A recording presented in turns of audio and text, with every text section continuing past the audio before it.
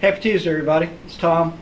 I hope y'all had a wonderful Veterans Day yesterday, and you took time to thank a veteran for his or her sacrifices that have kept this nation free for well over 200 years now. It is because of the sacrifices of those who have fought on behalf of this nation in foreign wars that we are able to keep our freedoms and our freedom to speak what we believe, to worship as we believe, and to be free from being told what to do and when to do by some despot. So just thank y'all for all of you veterans for your service, and it's a great time to remember the sacrifices you have made. And of course today we happen to have with us our chair of our DFACS Advisory Committee, Tina Bartleson.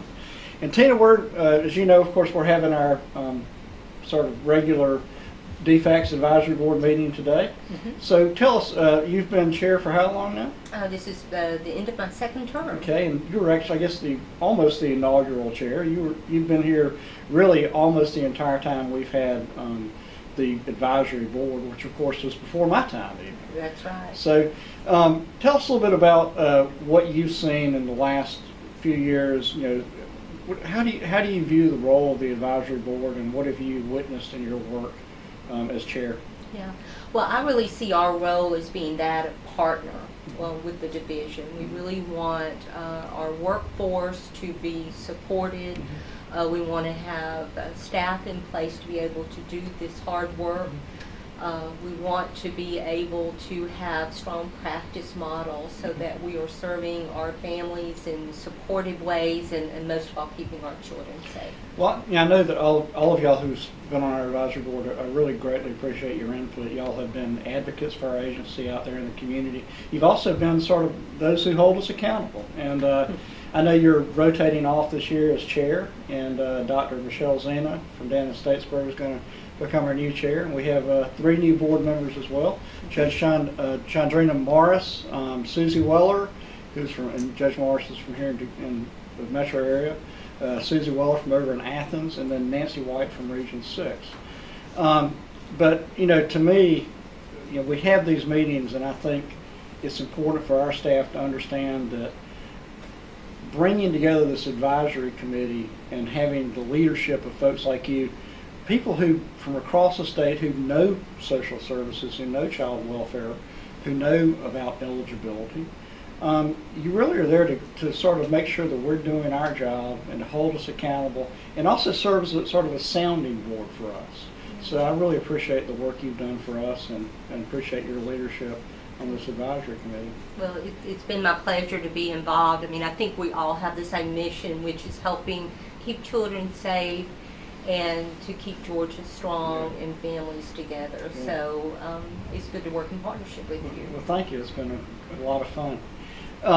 So speaking of partnerships, this week we have the Child Protection Summit.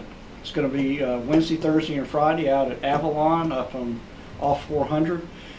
This is a great opportunity. This is the 3rd year we've done this, and of course it's led by the Office of the Child Advocate, by the Committee on Justice for Children, the Supreme Court, and of course our agency. And it gives us the opportunity to bring together judges, social workers, doctors, lawyers, you know, all of those who work with child welfare and child protection. And it gives us a chance to not only network with each other, to get to know each other better, but to learn new things. So kind of like we had Chelsea Savo from the Foster Care Alliance today.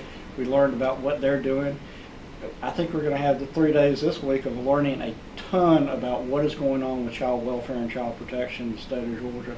And really, it's an opportunity, just as with our advisory committee, to make sure we're engaging with those that we serve, and those who know the field, and those who can tell us how to do our work better. So I'm really excited about that.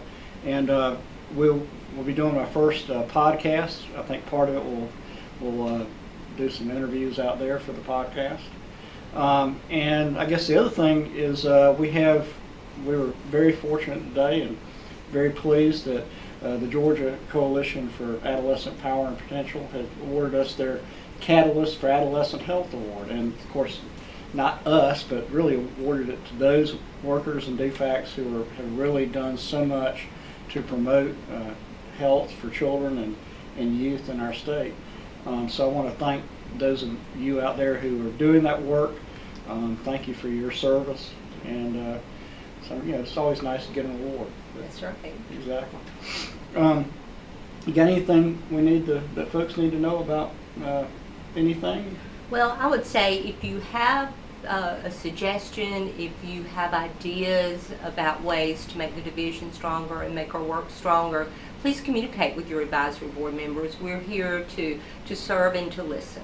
Yeah, and I'll get Ramirez to post a link to sort of where they can find their state advisory board members, how they can contact those folks. And of course, we also have, of course, county boards and regional boards, because we as an agency want to make sure that we are planted firmly in all of the 159 counties of the state, and that we have our roots there, and that we're able to really to get the feedback and the energy we need from our local communities. So the podcast is coming up soon, folks. I want to thank the folks who turned in suggestions for a name. The winner is the Tomcast. Oh. Now that's a kind of an odd name, but it'll be kind of fun. So thank you, and we'll get you your prize for your suggestion. And I guess we'll see all of y'all next Tuesday. Thanks.